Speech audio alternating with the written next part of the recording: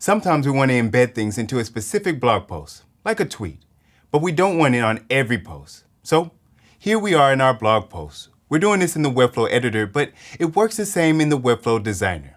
Now, anywhere in our post, we can press return on our keyboard to get a bunch of options. And in those options, we have our custom code thing. Click that. And our goal is this. We want to paste in our embed. So let's go over to Twitter. Luckily, Grimmer's still logged in.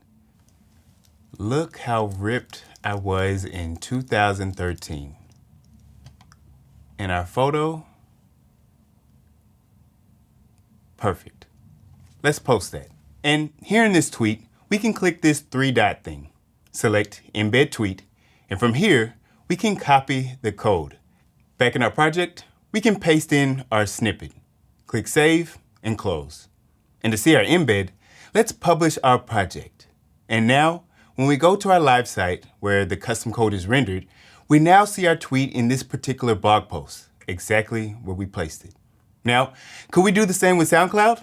Press return, go in and add the little code thing, go to SoundCloud, copy the embed code, paste that in our blog post, save and close, publish. That's embedding something in a blog post in Webflow.